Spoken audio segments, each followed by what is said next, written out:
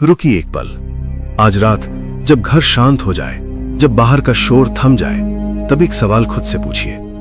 दुनिया में 8 अरब लोग हैं, हर गली में अजनबी चेहरे हैं, हर शहर में अनगिनत जिंदगियां हैं। फिर भी आपकी जिंदगी में वही एक इंसान क्यों आया? उसी से मुलाकात क्यों हुई? उसी से प्यार क्यों हुआ? और उसी के साथ आपने 7 फेरे क्यों लिए? क्या ये महज एक संयोग था या कोई पुरानी कहानी थी जो दोबारा शुरू हो रही थी? जब आप शादी के मंडप में बैठे थे, हाथ में हाथ था, आंखों में सपने थे, तब शायद आपने सोचा हो कि ये मेरी पसंद है, मेरा फैसला है। लेकिन अगर मैं आपसे कहूं कि जिसे आप अपनी मर्जी समझ रहे थे, वो असल में एक लिखी हुई पटकथा थी जो आपके जन्म से भी पहले लिखी जा चुकी थी। गरुड़ पुराण और हमारे प्राचीन कर्मशास्त्र कुछ ऐसा ही कहते हैं। वे कहते हैं कि विवाह कोई इत्तेफाक नहीं है, ये 2 आत्माओं का रोमांटिक मिलन नहीं है, ये 2 पुराने हिसाब किताबों का टकराव है, 2 अधूरे सौदों का पूरा होना है। आज हम उस सच्चाई की तरफ चलेंगे जो शायद आपको थोड़ी बेचैन करे, लेकिन जो आपके बहुत काम आएगी। आज हम जानेंगे कि आपका जीवन साथी सच में आपका जीवन साथी है या पिछले जन्म का कोई लेनदार है जो अपना कर्जा वसूलने आया है। ये वीडियो उन लोगों के लिए है जो अपनी शादी में खुश हैं, और खास तौर पर उनके लिए जो घुटन में जी रहे हैं, जो रात को तकिए में मुंह छिपाकर रोते हैं और सोचते हैं, मैंने क्या किया था जो मेरे साथ ये हो रहा है। सबसे पहले उस झूठ को तोड़ते हैं जिसे हम पसंद कहते हैं। आज के जमाने में हमारे पास डेटिंग एप्स हैं, मैट्रिमोनियल वेबसाइट्स हैं। हम तस्वीरें देखते हैं, प्रोफाइल पढ़ते हैं और सोचते हैं कि हम खुद फैसला ले रहे हैं। लेकिन अध्यात्म कहता है ये सब सिर्फ एक नाटक है। पर्दा उठने से पहले ही ये तय हो चुका होता है कि कौन किसके साथ मंच पर खड़ा होगा। गरुड़ पुराण के प्रेत खंड में एक बड़ा रहस्य छिपा है। जब एक जीवात्मा मृत्यु के बाद यमलोक की यात्रा पूरी करके दोबारा धरती पर आती है, तो जन्म की 6ठी रात को विधाता उसके माथे पर कुछ रेखाएं लिख देते हैं। इसे ललाट रेखा कहते हैं, और इन रेखाओं में 3 चीजें अटल होती हैं जिन्हें बदला नहीं जा सकता। पहली, आपकी मृत्यु का समय, दूसरी, आपके माता पिता, और तीसरी, आपका जीवन साथी। जब आप अभी मां के गर्भ में महज एक छोटी सी जीव कोशिका थे, तब भी ये लिखा जा चुका था कि आप किसके साथ जीवन बिताएंगे। लेकिन ये लिखता कौन है? क्या ईश्वर ऊपर बैठकर लॉटरी निकालते हैं? नहीं, ईश्वर बहुत न्यायप्रिय हैं। वे पक्षपात नहीं करते। ये जोड़ा ईश्वर नहीं बनाता, ये जोड़ा बनाता है आपका खुद का ऋणानुबंध। ये शब्द ध्यान से समझिए।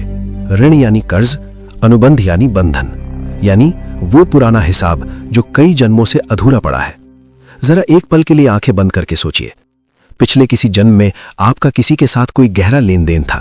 शायद आपने उसे धोखा दिया था, शायद उसका पैसा हड़प लिया था, शायद उसकी भावनाओं से खेला था, या हो सकता है उसने आपकी बहुत सेवा की, बहुत प्यार दिया और आपने उसे कुछ नहीं लौटाया। जब आप मरे, शरीर यहीं राख बन गया, लेकिन वो इमोशनल अकाउंट, वो अधूरा लेन देन, वो आत्मा के साथ चिपक कर रह गया। प्रकृति का नियम है, हर कर्ज चुकाना पड़ता है। तो अगले जन्म में प्रकृति उन दोनों आत्माओं को एक ऐसी जगह लाकर खड़ा कर देती है जहां से भागा नहीं जा सके, जहां दोनों एक ही छत के नीचे, एक ही थाली में खाएं, एक ही बिस्तर पर सोएं। और वो जगह है विवाह, क्योंकि कर्ज चुकाने के लिए इससे बेहतर मंच और कोई नहीं। अब बात करते हैं उस सवाल की जो शायद बहुत से लोग पूछते हैं, शादी में अग्नि के फेरे क्यों? पानी क्यों नहीं? हवा क्यों नहीं? क्योंकि अग्नि को हमारे वेदों में सबसे बड़ा साक्षी माना गया है। अग्नि वो माध्यम है जो हमारी बात देवताओं तक पहुंचाती है। लेकिन इसका एक और गहरा अर्थ है। अग्नि कर्ज की प्रतीक भी है। जब आप उन 7 फेरों में उस आग के चारों ओर घूमते हैं, तो आप उस ब्रह्मांडीय ऊर्जा के सामने एक वचन दे रहे होते हैं। ये वचन है, हम अपने पिछले जन्मों के सारे अधूरे कर्मों को इस जन्म में मिलकर पूरा करेंगे। वे 7 फेरे कोई रस्म नहीं है, वे एक रूहानी हथकड़ी है जो आप अपनी मर्जी से पहनते हैं, लेकिन जिसकी चाबी आपके पास नहीं होती। चाबी होती है समय के पास। अब गरुड़ पुराण और कर्म सिद्धांत के अनुसार 3 तरह के विवाह होते हैं, और आप अपनी शादी को देखिए, आपको खुद पता चल जाएगा कि आप किस कैटेगरी में हैं। पहला, शत्रु विवाह। क्या आपने ऐसे जोड़े देखे हैं जहां पति पत्नी के बीच कोई प्रेम नहीं, जहां हर दिन एक युद्ध है, जहां एक दूसरे को नीचा दिखाना जैसे रोज की आदत हो गई हो? अगर आप खुद इस दौर में हैं, तो शायद ये सोचते होंगे कि मैंने क्या किया जो मुझे ऐसा साथी मिला। सच ये है, ये व्यक्ति इस जन्म में आपका पति या पत्नी बना है, लेकिन पिछले जन्म में यह आपका जानी दुश्मन था।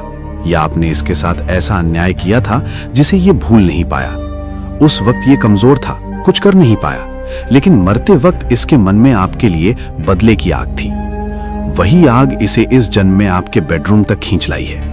अब ये रुलाएगा, तड़पाएगा और ये सिलसिला तब तक चलेगा जब तक मन की वो पुरानी गांठ नहीं खुल जाती। लोग इसे घरेलू हिंसा कहते हैं, अध्यात्म इसे कार्मिक सेटलमेंट कहता है। दूसरा, कर्जदार विवाह। एक बहुत मेहनती इंसान दिन रात खटता है, पैसा कमाता है, लेकिन सारा पैसा पार्टनर की बीमारी में, उसके खर्चों में, उसकी गलतियों को सुधारने में चला जाता है। यह संयोग नहीं है, पिछले जन्म में आपने उसका धन हड़पा था, आर्थिक नुकसान पहुंचाया था।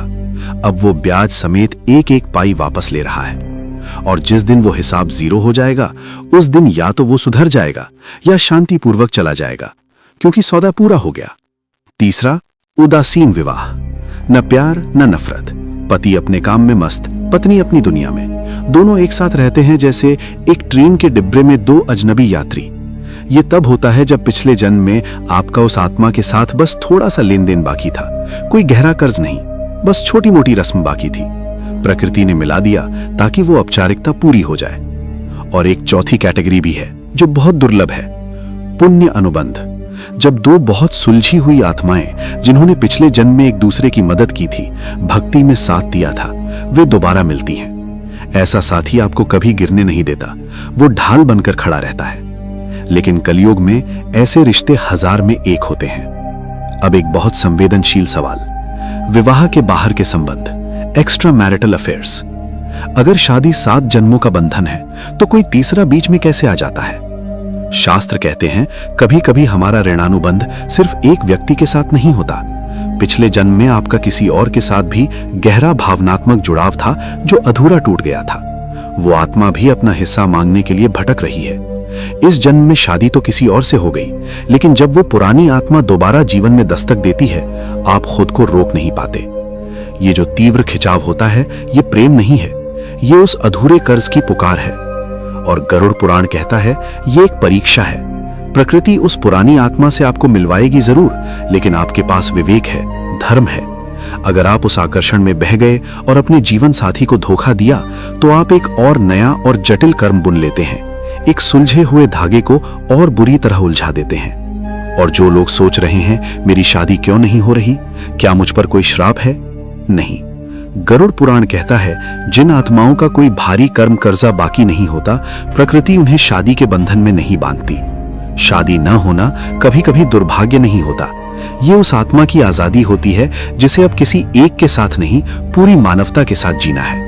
लेकिन हम सामाजिक दबाव में इतने दुखी होते हैं कि जबरदस्ती उस पिंजरे में घुसने की कोशिश करते हैं जिससे ईश्वर हमें बचाना चाहता था। अब आप पूछेंगे, अगर सब कुछ पहले से तय है तो मेरे हाथ में क्या है? क्या मैं बस चुपचाप पिटता रहूं? नहीं, गरुड़ पुराण आपको लाचार नहीं बनाना चाहता, वो आपको समझदार बनाना चाहता है। जब आपको पता चलता है कि सामने वाला इंसान बुरा नहीं है, बल्कि वो उस पुराने कर्ज को वसूली कर रहा है जो आपका ही बनाया हुआ है, तो नजरिया बदल जाता है। आप खुद को पीड़ित समझना बंद करते हैं। आप समझते हैं ये थप्पड़ जो मुझे पड़ा, ये मेरी ही फेंकी हुई गेंद थी जो दीवार से टकराकर वापस आई है। और तलाक भी, क्या वो समाधान है? कर्म का कानून कहता है अगर आप पाठ सीखे बिना क्लास छोड़ दें तो परीक्षा माफ नहीं होती, वो कर्ज आगे कैरी फॉरवर्ड हो जाता है। आप दूसरी शादी करेंगे, नया चेहरा मिलेगा, लेकिन वही पैटर्न मिलेगा। आपने देखा होगा कुछ लोग 2-3 शादियां करते हैं, लेकिन हर बार वही धोखा, वही दर्द, क्योंकि चेहरा बदला, कर्म नहीं बदला। जब तक क्लास पास नहीं होगी, स्कूल बदलने से क्या फायदा? अब बात करते हैं तलाक के उस दर्द की जो शरीर के किसी भी घाव से गहरा क्यों होता है। विज्ञान कहता है डोपामाइन और ऑक्सीटोसिन हार्मोन्स की कमी। आध्यात्म कहता है विवाह के समय 2 लोगों के सूक्ष्म शरीर आपस में जुड़ जाते हैं, उनकी ऊर्जा की नाड़ियां एक हो जाती हैं। जब अलगाव होता है तो वो ऐसा है जैसे 2 जुड़ी हुई चीजों को जबरदस्ती फाड़ा जाए। वो जो दर्द होता है वो आत्मा का घाव है, जिसे भरने में कभी कभी पूरा जीवन लग जाता है। तो इस कार्मिक चक्र को तोड़ने का तरीका क्या है? हमारे ऋषियों ने एक बहुत गुप्त लेकिन शक्तिशाली उपाय बताया है, वो है साक्षी भाव और क्षमा। सुनने में साधारण लगता है, लेकिन यह सबसे मुश्किल काम है। उस पति को माफ करना जिसने जीवन बर्बाद कर दिया, उस पत्नी को दुआ देना जिसने समाज में जलील कर दिया। हमारा अहंकार तुरंत कहता है, नहीं, मैं बदला लूंगा। लेकिन याद रखिए, बदला लेने का मतलब है एक और नई चेन शुरू करना, एक और नया जन्म, एक और नया दर्द। अगर आप वाकई इस बंधन से मुक्त होना चाहते हैं तो डोर काटनी होगी। और ये डोर नफरत से नहीं कटती, नफरत से और मजबूत होती है। डोर कटती है उपेक्षा से, क्षमा से। आज रात एक काम करके देखिए। जब आपका जीवन साथी सो जाए तो उसके चेहरे को देखिए। उस वक्त वो शांत होगा, अहंकार सोया होगा। मन ही मन उससे कहिए, मुझे नहीं पता हमारा पिछला हिसाब क्या था, हो सकता है मैंने तुम्हें बहुत तकलीफ दी हो, उसके लिए माफ करना। और इस जन्म में तुमने जो भी दिया उसके लिए मैं तुम्हें माफ करता हूं। हमारा लेना देना पूरा हुआ, मैं तुम्हें आजाद करता हूं और खुद को भी। जब आप ये भावना रोज भेजते हैं तो एक चमत्कार होता है। सामने वाले की आत्मा जो अब तक बदले की प्यास में छटपटा रही थी, उसे शांति मिलने लगती है। बिना एक शब्द बोले, बिना लड़ाई किए, आप देखेंगे कि या तो उसके व्यवहार में बदलाव आएगा या वो शांतिपूर्वक आपके जीवन से दूर हो जाएगा। लेकिन इस बार कड़वाहट के साथ नहीं, मुक्ति के साथ। गरुड़ पुराण में एक और गहरा रहस्य है गर्भ संस्कार का। जो लोग अभी विवाह से पहले हैं उनके लिए ये बहुत जरूरी बात है। शास्त्र कहते हैं, जिस तरह की ऊर्जा, जिस तरह के विचार पति पत्नी के बीच होते हैं, वैसी ही आत्मा उनके गर्भ में खिंची चली आती है। अगर आपके बीच रोज झगड़े हैं, गुस्सा है, नफरत है, तो आप एक निम्न कोटि की आत्मा को आमंत्रित कर रहे हैं। फिर वो बच्चा बड़ा होकर आपको दुख देगा और आप पूछेंगे, मेरा बेटा श्रवण कुमार क्यों नहीं बना? वो कैसे बनता?